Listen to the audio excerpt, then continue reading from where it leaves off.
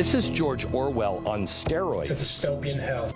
First came the lizard rulers, then 5G shredded our DNA. Now conspiracy theorists are homing in on town planning. You in your area will only be allowed within that 15-minute zone that you've been allocated. There's going to be a stipulation in this policy that says, look, we will never have barricades here. No, we didn't consider that. This is real. The newest elite agenda to bulldoze our liberties, the 15-minute city. How bad could it get? This bad.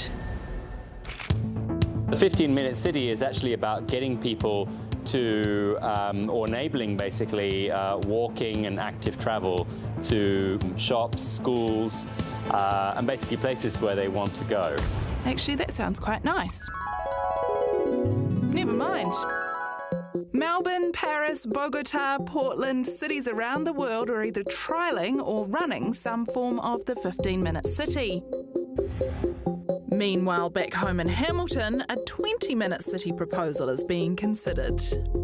But the conspiracy theories have also been shipped our way. Cheers, Internet. So is the 15-minute city a 15-minute prison, or just a compelling urban strategy? Well, let's find out. Joining us now is Professor of Environmental Planning at Waikato, Ian White. Ian, how do you make a 15-minute city? The way we describe it is the idea of giving you everything what you need for a good life within a 15-minute walk, cycle, or public transport journey from home. So part of it is around mixed uses and thinking about maybe living nearer the central city as well. And the other part's around connectivity. So you want to increase the choices of how you get around. So you don't have to drive, you can walk, or you can cycle, and it feels safe to do so too. As an Aucklander, the idea of walking to get anywhere is just mind-blowing. I do just want to check that the scheme is not a conspiracy by the elite to lock people into sort of city-sized prisons. I don't know how many of you know academics, but we're trained to argument and critique. And we struggle to agree what tea to have in the tea room. So one thing first, we'll sort out the tea room first, and then we'll get on with the global socialist utopia. Yeah, you would say that, though, wouldn't you? Yeah, classic. Yeah, classic That's division. what they want us to think. What would happen if a natural disaster hit one of these 15-minute cities? Wouldn't you be more vulnerable because everything is within a confined area? I think in some ways it should be the opposite.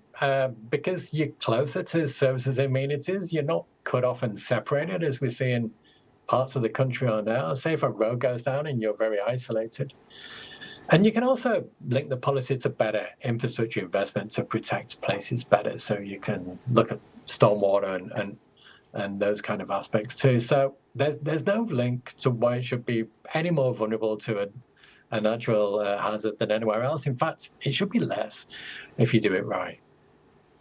Ian, before you go, backstage, Laura was telling us that she actually used to do environmental planning at your university. I wonder if you had any questions for her about your topic of expertise. Here we go. Just, how did it go wrong and you ended up in TV? I ask myself that question every day, Ian. Hey, Ian, thanks so much for your time tonight. Thank you. Welcome to the project, everyone. Yes, Laura Tupou's here. Fellow Hamiltonian, great to have our city in the news. We all knew all along that Hamilton was the perfect city, didn't we? Exactly. I mean, it sucks that it took a conspiracy theory to look at the city in this way, but great. And so many playgrounds. Why wouldn't you want to visit? Yeah, interesting. It will be a while before we are able to convert cities into this model, but there's some ideas which are part of this theory which are quite appealing. One of them is to make schools the capital of the neighbourhood, so schools in the daytime, and then actually at night time you open them up and you do sport there and recreation, so people sort of form around that little community.